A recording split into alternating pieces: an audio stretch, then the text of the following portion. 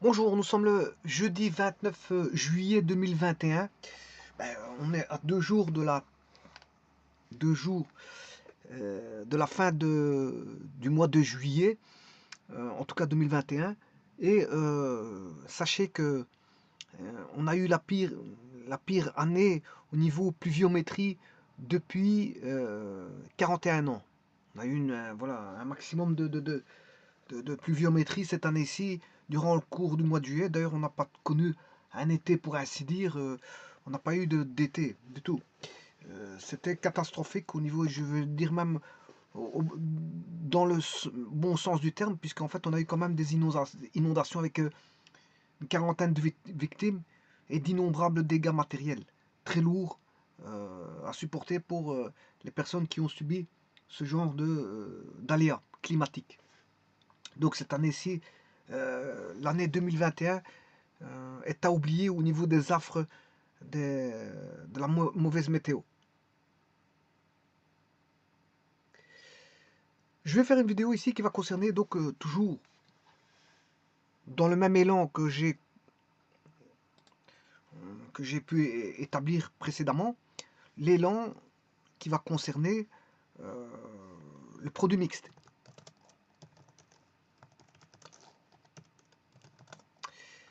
Et une des propriétés du produit mixte, que je vais euh, élaborer ici. Bon, avant toute chose, je vous rappelle qu'un produit vectoriel, tout d'abord un produit scalaire. Un produit scalaire, U fois V, c'est le produit entre deux vecteurs, mais qui donne un scalaire. Un produit vectoriel, c'est un produit qui donne un vecteur. Et ce vecteur, bon, il a un sens, une direction, une intensité, fatalement, puisque c'est un vecteur. Et W est perpendiculaire au plan formé par le plan des deux vecteurs UV. Et W est perpendiculaire à UV. Et puis après, on peut de nouveau, à partir d'un produit vectoriel, je vais appeler V fois W. C'est pas le même W là, hein. Je vais l'appeler X pour éviter de tout confondre.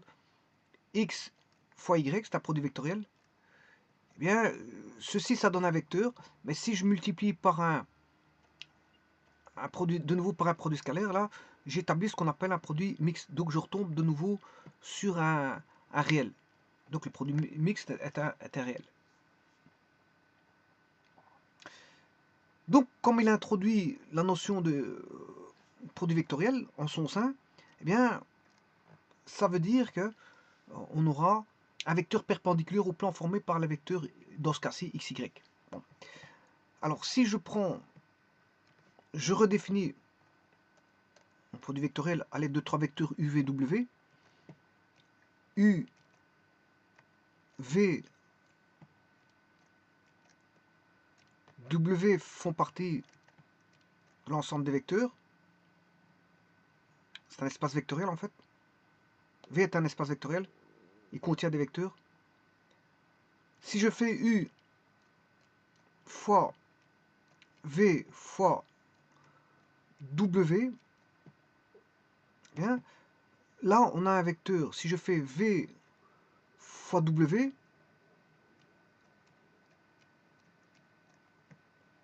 le vecteur sera perpendiculaire au plan VW.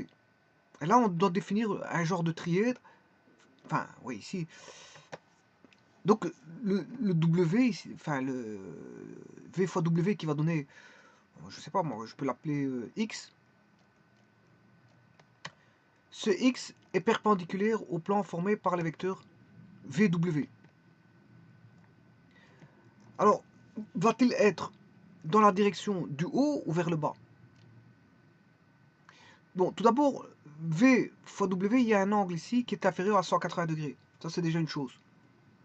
Et pour qu'il soit au-dessus ou en bas, voilà, je vais l'appeler soit X ou Z, eh bien, ça dépendra justement de la définition de ce qu'on appelle un repère direct.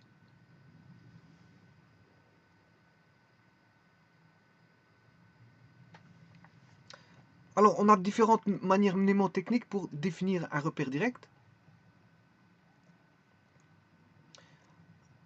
Alors, je ne parle pas d'un repère orthonormé direct. Hein. On peut avoir un repère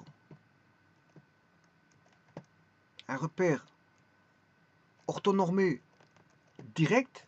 Ben, si je fais U fois V, c'est pas forcément, l'angle il fait pas forcément 90 degrés. Il fera un angle phi, U fois V. Voilà, il va donner par exemple W. Donc U fois V va donner W. Bon, mais un repère orthonormé direct, ça veut dire qu'il y a voilà, un trièdre, 3 plans. Trièdre, c'est 3 plans. Hein. Dièdre, c'est 2 plans. Il y a 3 plans et ils sont perpendiculaires. Chacun de ces plans sont perpendiculaires. Et on a des vecteurs de base qui sont I, J et K. Alors là, ils sont perpendiculaires, mais là, c'est pas forcément perpendiculaire. La seule perpendicularité, c'est que W est perpendiculaire au plan UV, mais UV n'est pas forcément perpendiculaire. Il peut l'être comme il peut ne pas l'être. Et ceci, c'est un repère orthonormé direct, et ceci, c'est un... Voilà, ça forme un repère direct. Alors, pas confondre un repère direct d'un repère orthonormé direct. Repère orthonormé, là, on a voilà, un trièdre trirectangle. Alors que, je dirais même, un repère direct, il n'y a pas de, voilà, de 90 degrés là-dedans. Hein. Il peut avoir des angles de 90, mais c'est pas forcément... on peut avoir des angles de 90, mais bon, ça en fait pas une règle systématique d'avoir 90 degrés. Alors, comment interpréter un repère direct? Mais il faut ce qu'on appelle des règles mnémotechniques. Alors, si, par exemple, j'ai un vecteur U, ça peut être valable pour la base IJK. Hein. IJK. Si je fais tourner le I, si je mets une manière mnémotechnique qui est le petit bonhomme d'Ampère, il va mettre sa main son pied droit sur l'axe des I, son pied gauche sur l'axe des J, et bien sûr sa tête sera orientée suivant l'axe des K. Ou alors, ça c'est la règle du tire-bouchon. Je m'excuse, du petit bonhomme d'Ampère. C'est la règle du petit bonhomme. Bon, je vais écrire ça correctement parce que c'est vrai que je commence à écrire de plus en plus mal. C'est la règle du petit bonhomme d'Ampère. Règle du petit bonhomme d'Ampère, qui est une règle mnémotechnique, voilà, pour définir un repère direct. Donc on peut définir la base directe à partir de la règle du bonhomme d'Ampère, les pieds placés, bien sûr, en haut à l'origine, et la tête située à l'extrémité droite du vecteur K. Il doit avoir la plus petite rotation, si vous voulez amener I, I, le pied il est en I, hein. Il y a un pied en I, petite rotation de son pied droit vers le pied gauche, donc de I vers J, et là à ce moment, l'axe de K sera vers la tête. Alors si vous n'avez pas ce genre d'axe là, JK, ben, vous aurez à ce moment-là, ça c'est une base directe. Bon, si vous n'avez pas ça, par exemple, je vais définir un autre axe.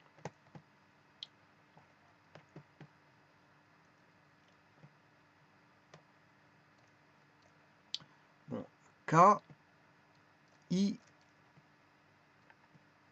J. Bon. Si je fais tourner I vers J, ben, GK. Ça c'est bon, c'est encore un axe direct. Bon, alors ce que j'aurais dû pas faire ça, alors je vais en prendre un autre.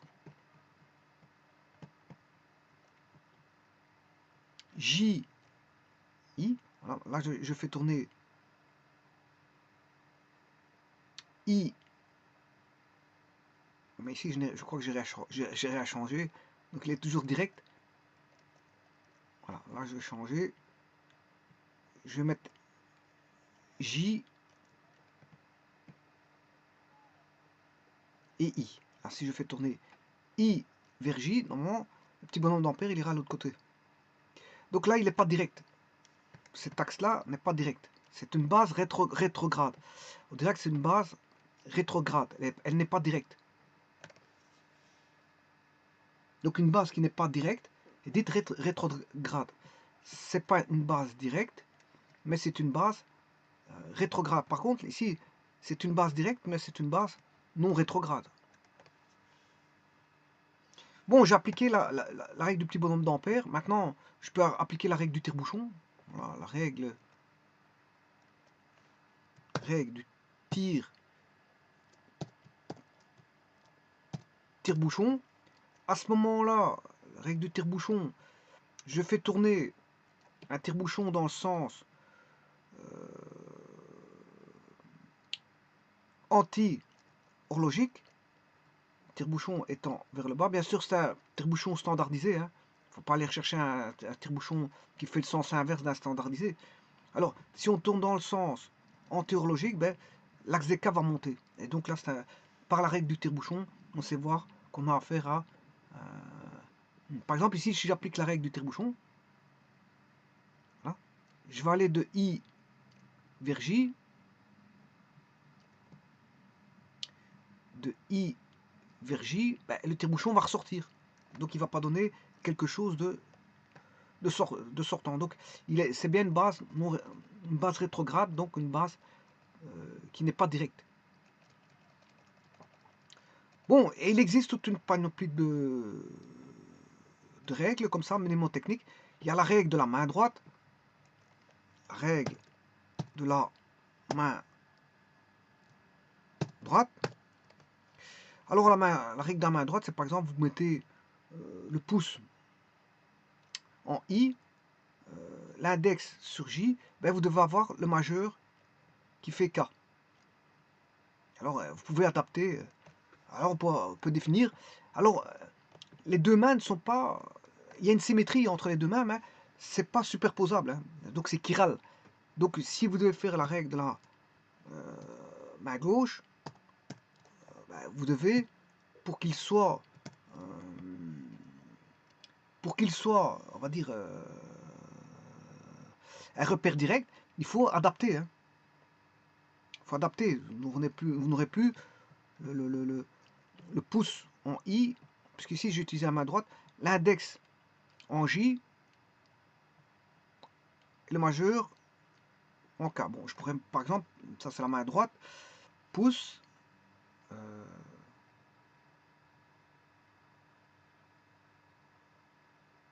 pouce, l'index majeur. Ça c'est la main gauche. Ça c'est la règle de la main gauche. Donc le pouce vers l'index va donner le majeur. Le pouce vers l'index donne le majeur. Bon, maintenant si je fais par la main droite, je pourrais faire, par exemple, là il faut changer. Il faut tout changer. Il faut tout changer par la main droite. Ouais, donc j'ai fait la main gauche. La main gauche, ce serait le pouce, l'index et le majeur. Bon, maintenant, je vais changer le I avec la main droite cette fois-ci.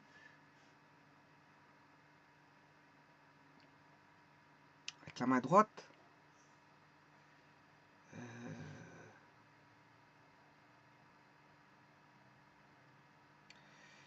À ce moment-là, j'aurai le majeur, le pouce, l'index. Là, on aurait le majeur, le pouce pour J et l'index. Ça change, hein. C'est normal parce que, bon, voilà. Donc, pour la main droite, ça donnerait le majeur. Si je fais le majeur vers le pouce, j'obtiens le majeur vers le pouce, j'obtiens...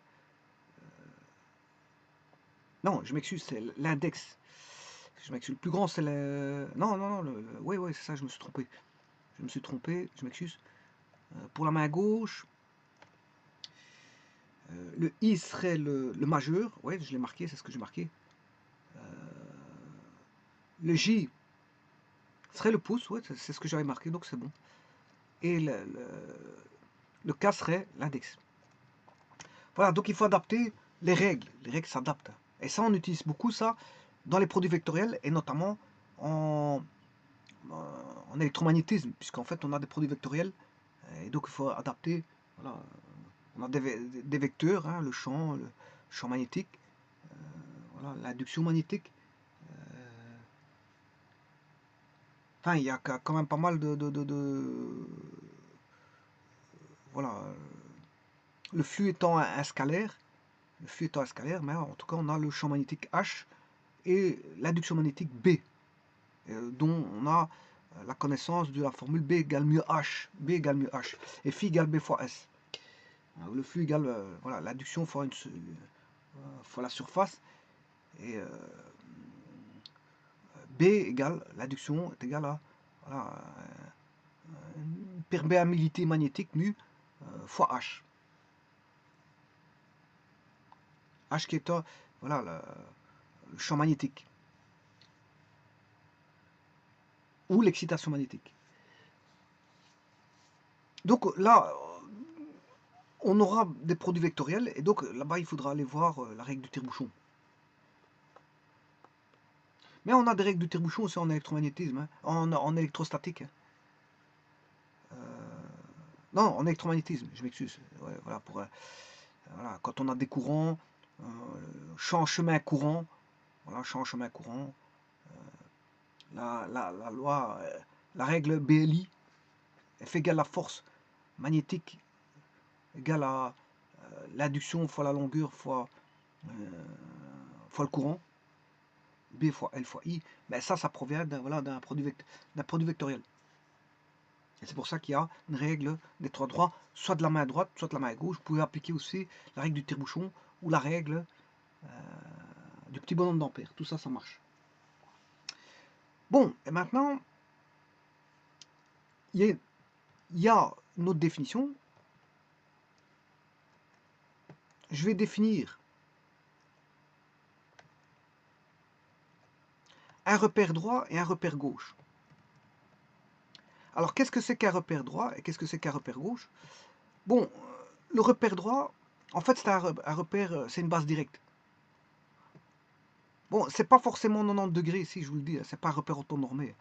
Là, je vais mettre U, V. Voilà. Par contre, lui, si c'est un produit vectoriel, j'aurai une perpendiculaire au plan UV. Mais un repère droit, bon, je vais l'écrire. Donc on aura un repère droit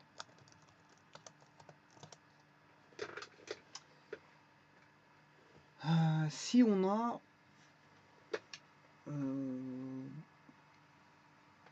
bon, le pouce sur I, normalement le pouce sur I, ouais, c'est ce que j'ai fait comme tout à l'heure.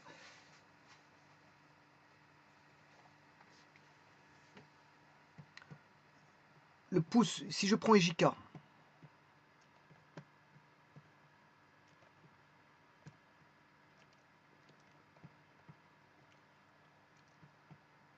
I, J,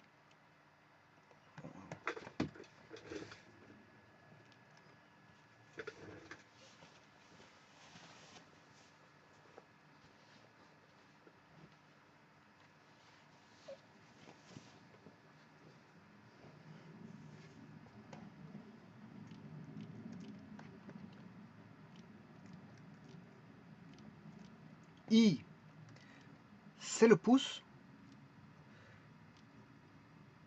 J,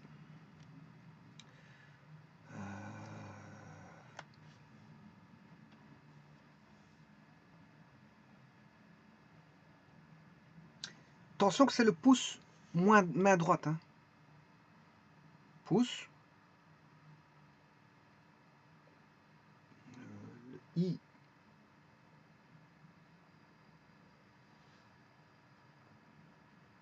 pouce, main droite, J, Je suis en train de regarder avec mes doigts. Je m'excuse. Donc, pouce. Voilà, je peux mettre l'index. L'index, main droite. Et là, vous aurez compris qu'on aura le majeur, main droite. Voilà, tout ça, c'est la main droite.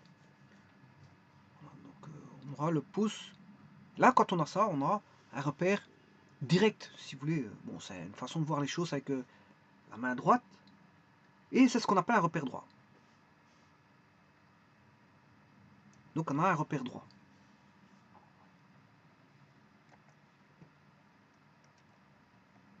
Ça, maintenant, c'est une base directe. Hein. C'est une base directe, ce n'est rien d'autre. Mais en utilisant... Voilà. Alors, pourquoi main droite? Parce que je vais avoir la main gauche. C'est juste pour ça. C'est pour le confronter avec la main gauche. Donc ici, on a I, J, K. Alors maintenant, je vais créer non pas un repère... oui, ce sera un repère qui ne sera pas direct. Mais en tout cas, je vais l'opposer à une main droite. J'aurai une main gauche. De cette façon, j'aurai deux cas de figure.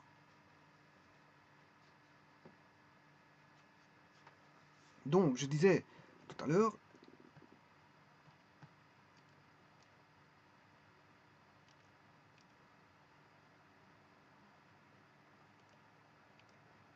voilà. Quand on a une base directe, c'est une base non rétrograde. Mais une base non directe est une base rétrograde. Bon, mais ici, là, c'est une base directe. Donc, j'applique une règle de la main droite en mettant le pouce de la main droite. Pouce, main droite. En I, c'est l'index main droite. L'index main droite. Et là, on aura le majeur. Le majeur main droite. Alors, à ça, je vais créer, ça c'est une règle main droite, c'est un repère droit. Je vais appeler ça un repère droit. Et je vais définir maintenant un repère gauche. Alors, le repère gauche, il doit donner ceci. Donc, c'est le contraire. Donc, c'est pour ça que je vous dis, à la main gauche va, on va dire, s'opposer à la main droite. Donc, un repère droit va s'opposer à un repère gauche. Donc, à un repère où on aura IJ,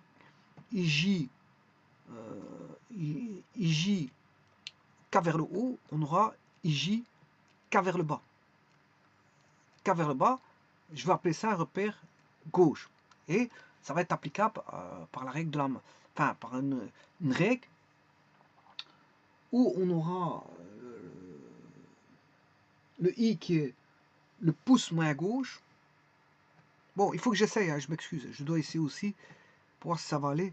Donc si, là, je mets le pouce. Si je mets le pouce main gauche, le J, je vous ai dit que c'était... pour la règle de la main droite, c'était l'index. Ici, je vais mettre l'index.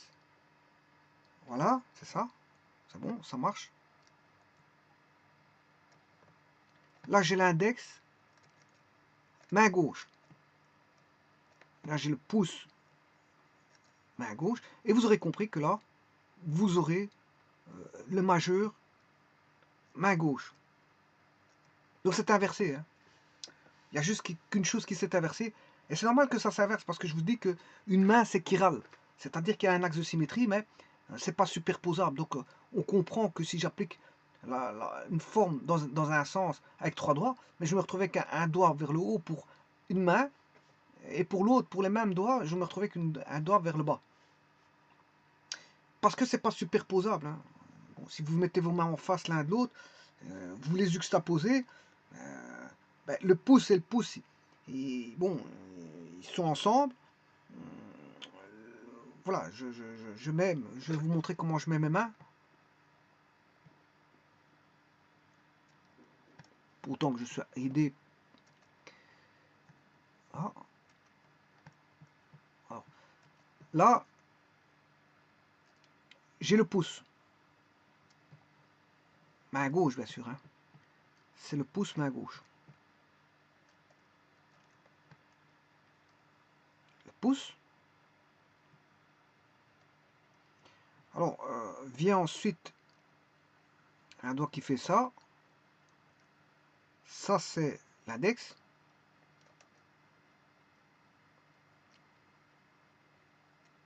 Voilà. Et bon, ici, j'ai retourné un majeur qui fait ça. Voilà. C'est le majeur. Bon, et puis il reste, on va dire, les deux autres doigts. Et puis ça la main. Donc, ça, c'est le pouce, l'index. Et là, on a le majeur. Alors, de l'autre côté, je fais la même chose. Je sais pas si je peux faire un renversement avec ça, par une copie. Je vais regarder.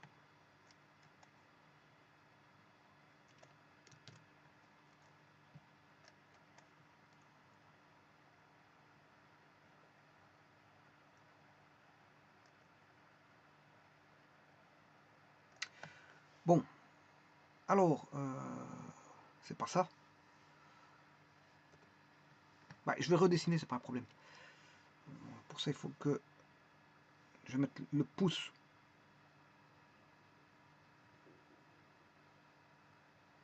Le pouce. Qui est ici.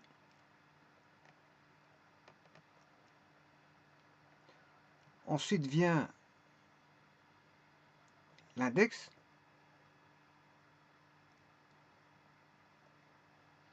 Ensuite vient le majeur qui est ici.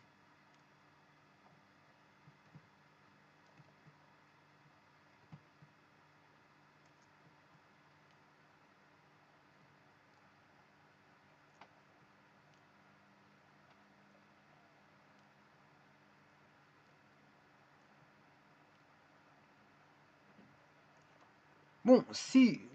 Bon, donc ça c'est la main droite. Main droite. Main gauche, je m'excuse. Ça c'est la main gauche. Et ça c'est la main droite. Alors si je les rapproche l'un de l'autre, ben, je vais réussir à toucher les deux pouces. Voilà. Si je mettais un peu plus le doigt comme ceci de l'index, et que je les rapproche, ben, les deux index vont se toucher. Voilà. Et ces deux index vont se toucher. Voilà, et donc ils vont se mettre l'un sur l'autre. Et les deux autres, ben, il y en a un qui va ressortir par là, et l'autre il va sortir par là. C'est ça que je suis en train de vous dire. Ce doigt-ci, il va être complètement en dehors d'un plan. Voilà, et ce doigt-ci va être bien sûr mis droit, hein, il est mis droit, il va être de l'autre côté du plan. Ce qui veut dire que c'est vraiment ce qui se passe ici. Hein. Le I, ben,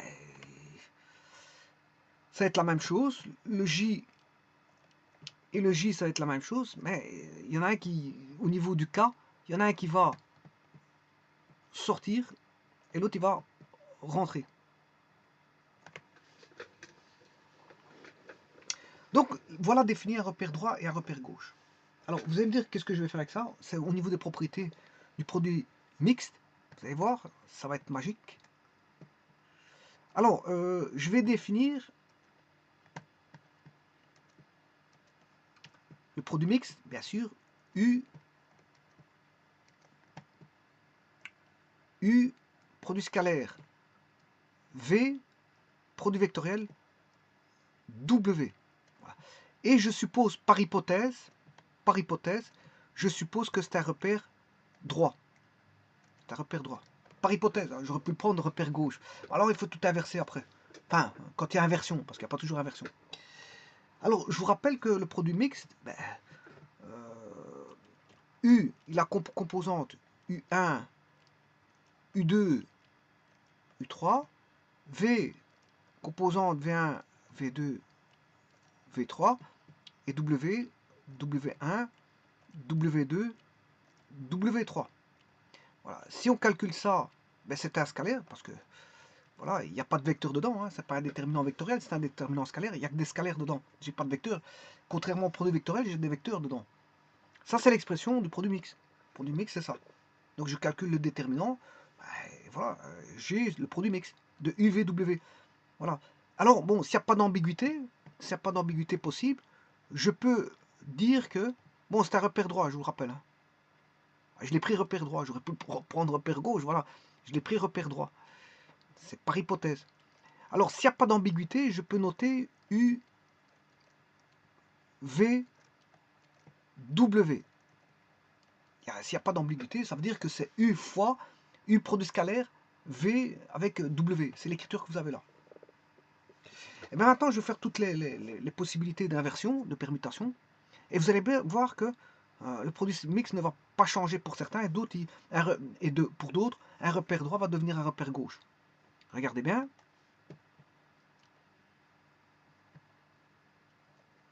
Alors, combien de permutations possibles en considérant le fondamental UVW? Là, UVW.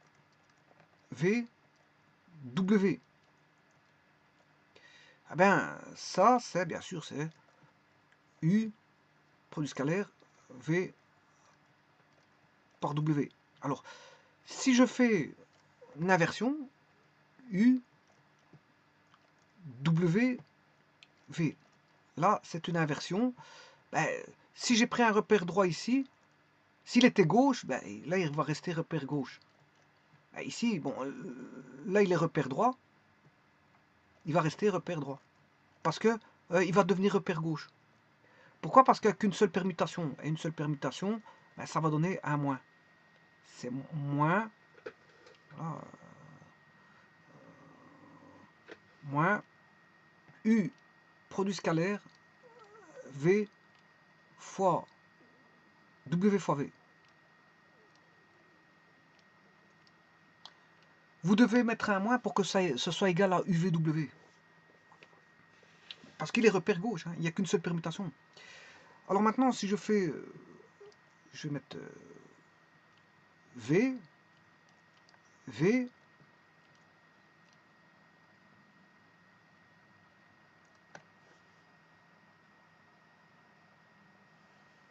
V, W, U. Alors là, je reviens à une deuxième permutation. Comme j'avais une permutation UWV, j'inverse U et V. Maintenant, j'ai une deuxième permutation. Il redevient repère droit. Donc, le produit mix ici, il est égal à celui de UV, dire U produit scalaire V fois W, ou dire V produit scalaire W fois U, c'est la même chose. C'est la même chose. C'est le même calcul, hein. Je vous montre après. Alors maintenant, si je fais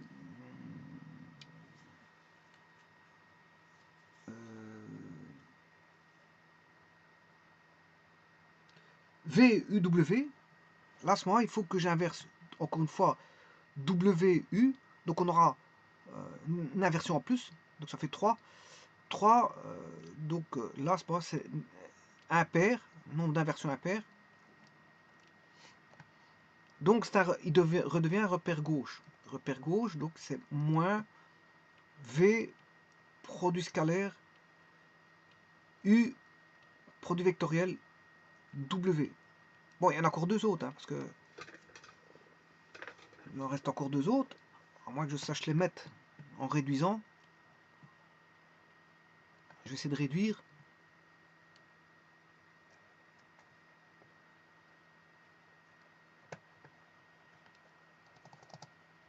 Oui, parfait.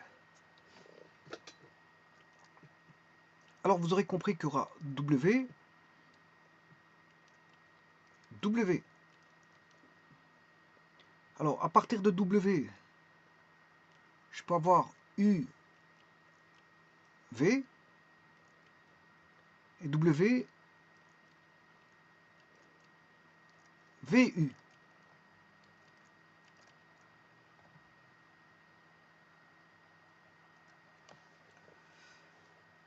Alors, WUV, j'ai fait une inversion.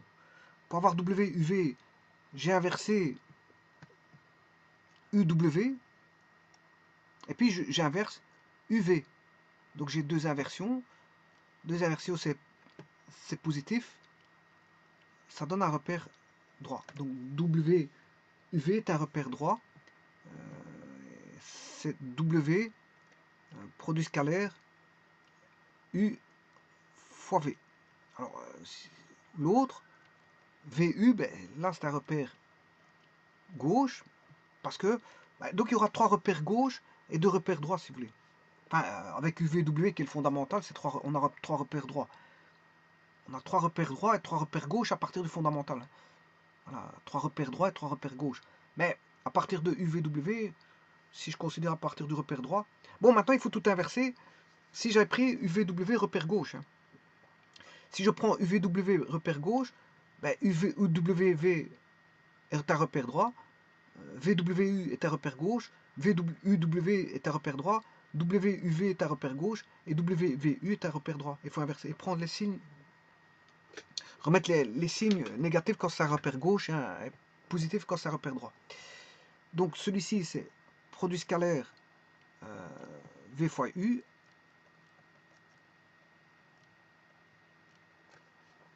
Ah, et je peux vous dire que, bon, pourquoi? Parce que si je prends W, pour avoir W, j'ai inversé WU, hein, WU, j'ai qu'une inversion. Et puis j'ai W, V, je le laisse à sa place, par rapport au fondamental. Donc vous voyez que là, on a une inversion impaire.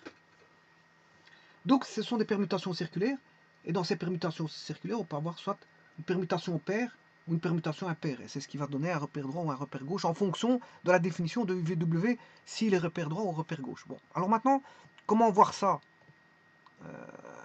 à l'aide des matrices? Ben, c'est par les propriétés des matrices.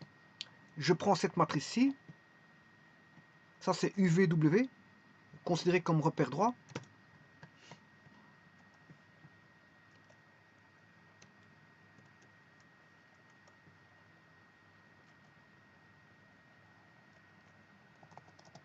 Alors, je vais en faire un. Par exemple, voilà, je vais prendre un au hasard, hein, je ne vais pas tous les faire. Voilà, je vais prendre celui-ci. VUW. VUW. VUW. Donc, V, c'est VUW. VUW.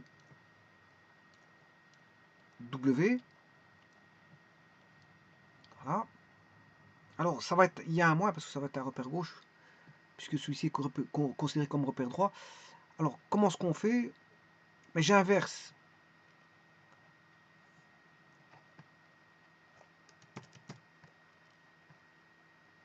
Donc, on a d'abord V.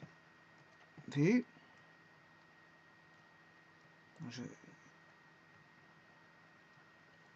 On a d'abord V. Ensuite vient le U. Voilà, comme ça, ils sont déjà à leur place. Et W, je n'y chipote pas, donc il n'y a eu qu'une seule inversion. Au niveau de la matrice ici, il n'y a qu'une seule inversion. Et une seule inversion, ben, c'est moins 1. Voilà, on a une seule inversion, donc c'est moins 1. Parce que pourquoi moins? Parce que bon, quand vous faites des inversions au niveau des. C'est une propriété des matrices, hein, quand vous inversez. Si on a une permutation, on inverse de deux rangées. Si on a une permutation impaire, il y a un moins qui apparaît, c'est une permutation paire et on a un plus. Et donc ici, comme on a une permutation 1, une seule inversion, une seule permutation, ben, fait en sorte qu'on a un moins. Alors, ça c'est pour VUW. Non, je veux bien faire celui-ci, hein, c'est pas un problème. Bon, je vais faire WUV. Je vais faire WUV. Je vais traiter WUV. W produit scalaire U fois V. Bon, par rapport au fondamental, bon, je vais garder. Je vais inverser. U et V. J'inverse U et V.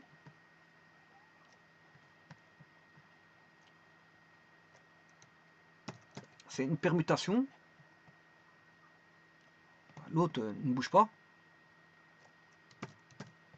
Et puis, j'inverse W et V. Donc ça fait deux permutations. Deux permutations, c'est pair, donc c'est positif. Donc ça reste, comme il était repère droit auparavant, ben, il reste repère droit, parce que c'est positif. Mais s'il était repère gauche, U1, U2, U3 était repère gauche, V1, V2, V3, W1, W2, W3 était repère gauche, s'il était positif, il reste repère gauche. Bon, je vais bien encore en faire un troisième. Bon, ça j'ai fait celui-ci. Je vais prendre au hasard. Ben, celui-là, je vais bien faire celui-ci. VWU. VWU. VWU.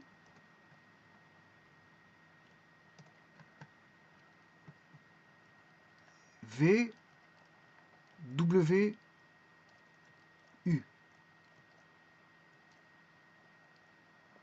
Alors, il va rester repère droit. Alors, qu'est-ce que je vais faire? Bon, bien sûr, il faut que j'enlève ceci. Il faut que je parte du fondamental. Alors, le V. Je vais inverser VW. Non.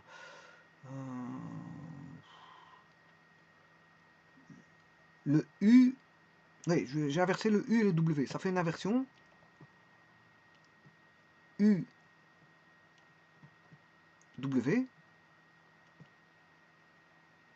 Voilà. Une inversion. Voilà. Et maintenant, je vais inverser V et W. Ça qui fait deux inversions. Donc, c'est positif. Puisque 2 c'est pair.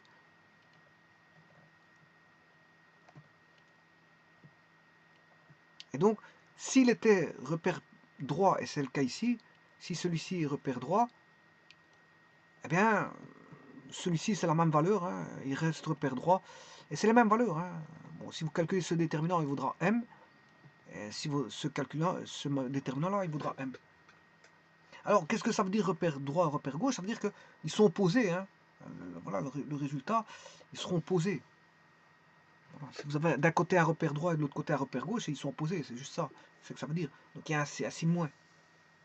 Mais s'il reste repère droit, c'est la même valeur de M. Ils ne sont pas opposés, ils sont de même quantité, aussi bien au niveau des valeurs absolues que du signe.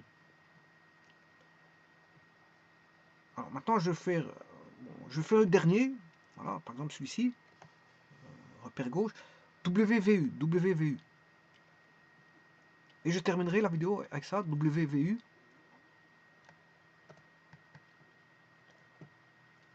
W, produit scalaire V, produit vectoriel U. Bon, il faut que je remette bien sûr ceci. Là, on sait bien que ça va donner un repère gauche. Hein. Bon, bah, je veux quand même le faire.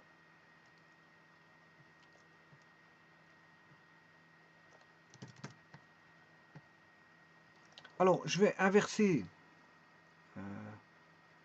V reste à sa place. Hein. Il n'y a qu'une seule inversion à faire, c'est U et W. U et W. Voilà, il n'y a qu'une seule inversion. 1, c'est un pair, donc ça va donner 1 moins. Et donc, si le repère, on avait un repère droit au départ, eh bien, il va rester droit. Voilà. Non, là, il est repère gauche. Hein. Il devient repère gauche. Ça veut dire qu'on aura moins M. Voilà. Le résultat, ce sera moins M.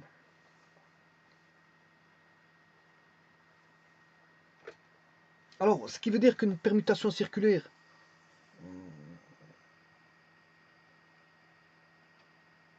peut changer le produit vectoriel suivant le signe. Hein. Enfin, le produit mix, je m'excuse, le produit mix.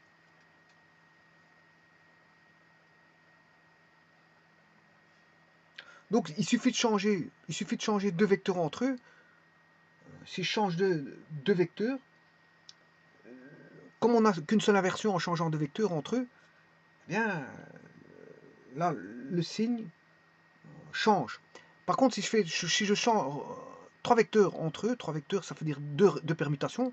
Deux permutations, ça veut dire que le repère reste le même, il ne change pas. Donc une permutation impaire change le repère, mais la valeur ne change pas, hein. Ils changent juste leur paire, mais ça veut dire qu'on a deux opposés. Mais en valeur absolue, c'est le même, hein. Voilà. Et ça, si on a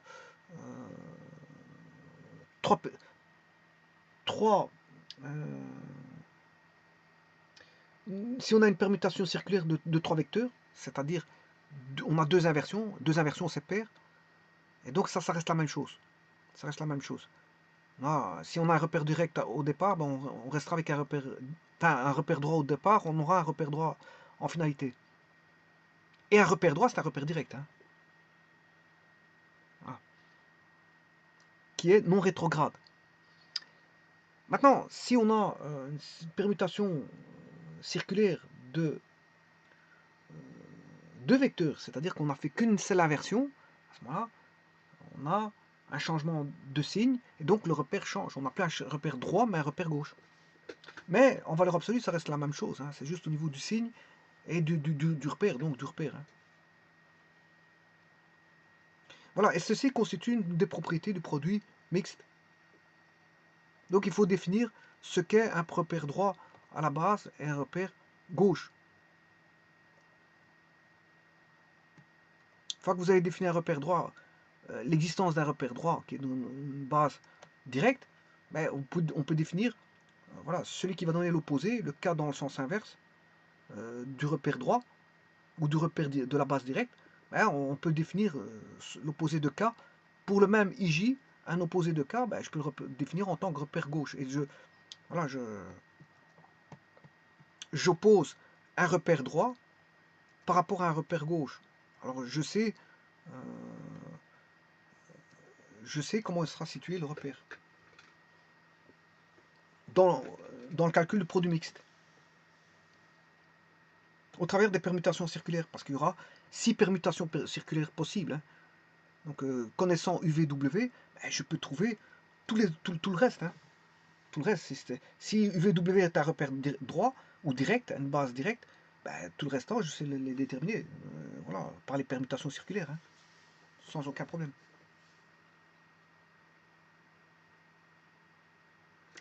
Je vous remercie.